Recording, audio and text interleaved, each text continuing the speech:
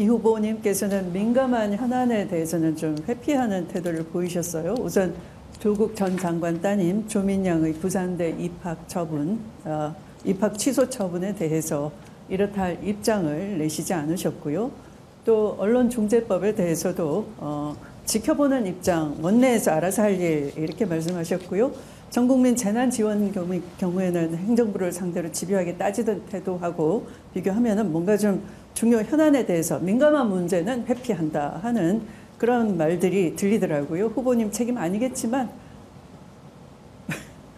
이 언론개혁법 통과가 또 미뤄졌습니다. 지금도 같은 생각이십니까? 네, 언론개혁법 문제는 뭐 저만큼 언론에 피해를 입은 사람도 없기 때문에 입장은 명확합니다.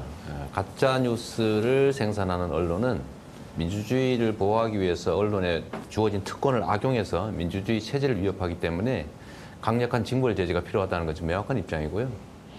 다만 그때 이제 질문이 좀 달라서 그랬던 거니까 좀 이해 부탁드리고 그 후에 제가 그날인가 다음 날 이 입장을 명확하게 냈습니다.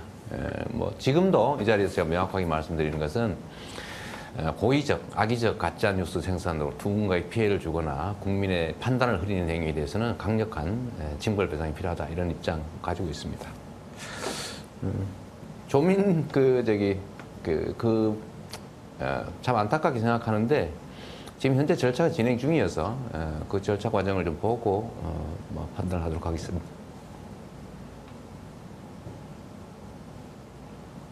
다 말씀하셨습니까? 네. 네. 조민양 경우는 사실은 무죄 추정의 원칙 입장에서 본다면 대단히 예방적 행정처분을 이런 경우에 한다 하는 것은 좀 피해 회복이나 그런 구제가 불가능하다 할 때 이제 하는 것이지 이런 학생의 또 지금 졸업한 지 한참 지나서 국가고시까지 합격한 그런 입장에 대해서 입학 취소를 선제적으로 이렇게 한다 하는 것은 대단히 잘못됐다 생각하는데 동의하시나요? 네, 뭐 안타까운 일이고요. 네. 저는 이제 가급적이면 이제 우리 국민들의 삶과 직결된 이제 정책 문제를 좀 말씀드리고 싶어서 제가 시간 균형도 맞출 겸 한 말씀 제가 좀 드리겠습니다. 네. 제가 첫째로는 지대 개혁을 통해서 이제 국민들의 삶을 좀 개선하고 토지에 관한 불평등을 완화하겠다 말씀하셨는데 그 지대 환수라고 하는 게 현실적으로 좀 어렵지 않습니까? 계산도 쉽지 않고 제도를 만들기 쉽지 않고 그래서 차라리 토지에 대해서 이제 서구 선진국 수준의 보유세를 과감하게 이제 부과해서 다만 이제 조세 저항이 있으니까 그걸 전액 국민들에게 공평히 배분하면 이제 토지 없는 사람이 절반, 토지 있는 분들 중에도 거의 한 8, 90%는 자기 집터 정도. 그렇기 때문에 거의 대부분의 혜택을 보아서 조세 저항 없이 국민적 합의를 얻기 쉽겠다. 또 양극화 완화에 도움이 된다. 투기 방지에도 도움이 된다. 경제활성에 도움이 된다라고 생각하는데 의견 두 가지를 좀 필요해서 아까 잘 안 들으신 것 같아요. 제가 다른 후보님하고 김두관 후보님하고 토론할 때 제가 말씀드리는 지대 개혁은 바로 지금 말씀하시는 바와 같이 합리적 공정과세를 하겠다 하는 것이고 그건 국토 보유세를 도입하겠다 하는 겁니다. 결국 저하고 같아졌군요. 근데 목적이 다르죠. 후보님은 기본소득을 주겠다 하는 것이고 저는 부동산 불로소득 투기를 원천 차단하겠다. 네. 이게 경제 정의를 확 바꾸겠다 하는 것이죠. 뭐 맞습니다. 다만 이제 그게 국가의 일반 재원으로 사용될 경우에는 이제 국민들이 저항할 가능성이 많은데 직접 혜택을 부여하면 좀 동의를 받기 쉽겠다라는 말씀을 제가 드리면서요. 제가 이거 하나 여쭤보겠습니다. 사실 실물 경제도 중요한데요. 지금 금융 영역이 훨씬 더 중요해졌거든요. 근데 이 금융 영역은 매우 약탈적입니다. 그래서 국제 기구들도 포용 금융, 금융 접근권을 보장해야 된다 이렇게 말씀들 하세요.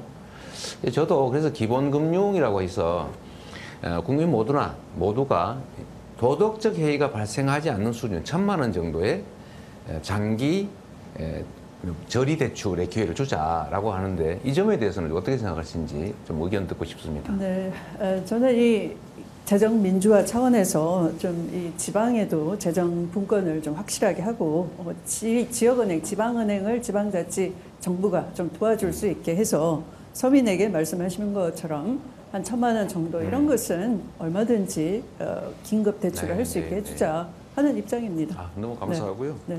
지역은행 얘기도 사실 저희도 이제 정책 제안을 많이 받습니다. 실제 그 문제가 있는 것 같고요. 과거에 지역은행들이 있었는데 전부 통폐합돼가지고 사실 상업은행화 되어버렸죠. 이제 그게 금융이 이제 공적 기능보다는 이제 수익성에 집중하는 이제 문제를 야기했고 결국 그게 약탈적 금융을 이제 현실을 만들었는데요. 그래서 제가 하나 좀 추가적으로 이런 제안을 한번 공약을 하고 있습니다. 지금 불법 대부업체뿐만이 아니고 합법 대부업체들의 이자가 너무 높다. 경제 성장률 기준으로 좀 이자 제한을 좀 강화하자. 뭐 이런 제가 공약을 했는데 어떤 의견 가지고 계신가요? 좋습니다. 사실은 뭐 문재인 정부에서도 이 지연 이자 금리를 상당히 낮추는 노력을 많이 했죠. 마찬가지 입장에서 그런 거죠. 근데 이제 일부의 이제 의견은 이제 대부업체 이자율을 낮추면 이제 돈을 못 빌려서 불법 사채 시장으로 가서 더 큰 피해를 볼 거다 이렇게 이제 주장을 합니다. 근데 혹시 이런 거 동의하시나요? 그 주장에? 설명해 보시죠. 네네. 일부에서 그러시는데 실제 그런 일이 발생할 수 있지만 사실 정부의 정책으로 이건 얼마든지 막을 수가 있죠. 제가 법률가인데 법을 하지 말라는 걸 어긴 계약을 보호하는 경우는 많지는 않습니다. 근데 이거는 불법으로 예를 들면 20%만 받아라 라고 했는데 막 2000%, 3000% 이렇게 받는 경우에는 이자 계약은 당연히 무효로 하고 예를 들면 제한 이자율이 한 3배를 넘어서 폭리를 취했다 이러면 원금도 아예 못 받게 하면 불법 사채 시장 없어지지 않겠습니까? 그 말씀에 어떻게 동의하시나 했어요? 네, 일리가 있는 것 같습니다. 네. 네, 균형을 맞추기 위해서 우리 후보님의 질문을 제가 좀 받도록 하겠습니다. 네, 저는 이 후보님께서 이 기본소득을 말씀하시는데 소득이라고 한다면 소득 대체성이 있어야 되거든요. 그런데 대강 뭐 50만 원 또는 60만 원 얘기하시는데 그것을 소득 대체성이라고 볼 수가 없고요.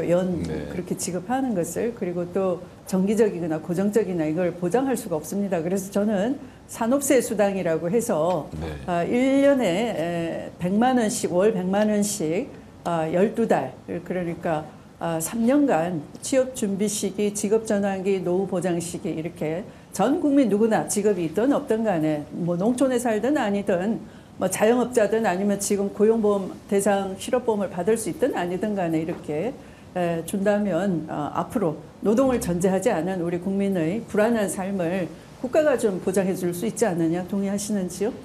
좋은 의견이십니다. 이제 문제는 이제 재원이기 때문에 현재 상태로 가장 효율적 정책을 취해야 되거든요. 그래서 저는 실용주의자이기 때문에 아주 바람직한 최선의 형태를 추구하면서 못하는 것보다는 부족해도 현 상태에서 할 수 있는 조금이라도 하자 이런 입장이고 이게 모태가 돼서 마치 이제 의료보험이 40년 만에 전 세계 최고의 제도가 됐던 것처럼 이것도 언젠가는 직업이 정말 사라지는 시대에는 좋은 대안이 될 거라고 저는 확신합니다. 네, 그러나 후보께서 말씀하시는 그 기본소득이 저는 오히려 좀 불안정하다라고 봅니다. 소득 대체성이 없고 또 정기적이나 고정적인 걸 보장할 수 없기 때문에 그래서 제가 이 국토보유세를 재원으로 한다면 예를 들어 우리가 세율을 뭐 0.5% 정도 한다면 노무현 정부에서 0.61%를 목표 세율로 잡았는데 그 당시 한나라당이 반대하면서 0.5%를 했으니 0.5% 제가 제안하는 정도는 현재의 국회도 수용할 수 있을 것 같습니다. 그럴 때 세원이 30조 그치니까 세원 걱정은 안 하셔도 될 것 같습니다. 네. 뭐 그렇게 가야 사실 부동산 투기도 좀 이렇게 억제할 수가 있습니다. 네. 제가 계속 질의할까요? 그러시죠. 뭐. 네, 우선 검찰개혁에 대한 좀 분명한 태도를 요구합니다. 이 자리에서 지난번 수사 기소 분리를 이낙연 후보께서 그 자리에서 다음 대통령 공약으로 내거셨는데 그건 입법 과제이고요. 지금 당장 할 수 있는 걸 왜 안 하느냐 제가 촉구를 했었는데 아직도 답변은 뜨뜻미지근하시고요. 잘 모르겠습니다. 그런데 그 자리에서 이 후보께서는 내가 직접 하겠다. 흔쾌히 말씀하셨어요. 진도 나갔습니까? 근데 제가 직접 제가 국회의원은 아니다 보니까 좀 어려움이 있긴 한데, 저는 뭐 캠프에 우리 의원님들한테도 수사 기소 분리는 정말로 필요하다. 다만 우리 대통령님을 포함한 정부의 입장이 좀 속도 조절을 하자 이런 입장이 있지 않습니까? 그건 좀 존중하고 다만 저는 목표로는 당연히 기소를 목적으로 수사하는 걸 막아야 된다. 어떤 형태로든 간에. 그 뭐 100% 동의합니다. 그럼 왜 속도 조절을 말씀하시는 것 같습니까?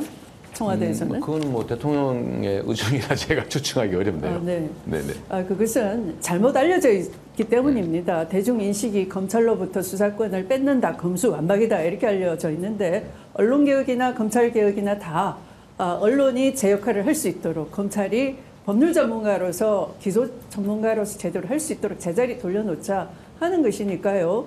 제가 그 속도 조절 이런 게 나올까봐 미리 제가 법무부 장관 임기 초반에 검경 수사권 조정에 따른 수사 준칙에 심혈을 기울였어요. 제가 여러 달 동안 직접 조문 하나하나를 손을 봤는데요.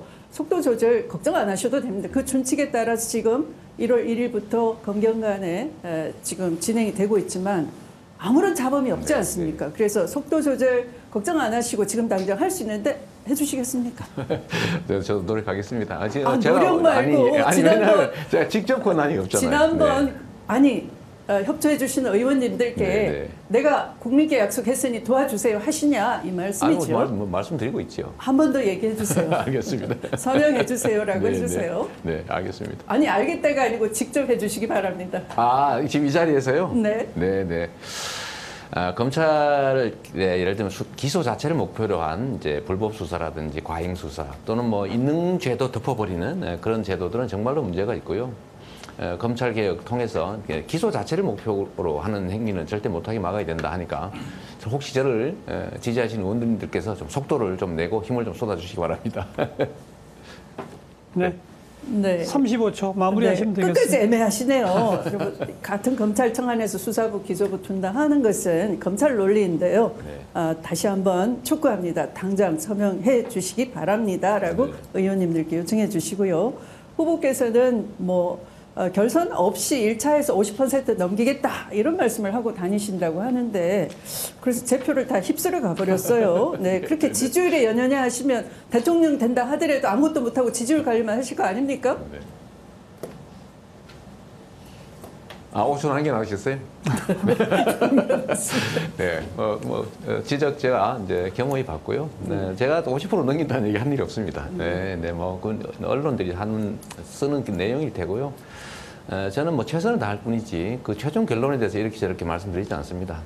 다만 혼란을 막기 위해서 좀 확고한 지지를 각별히 부탁드립니다.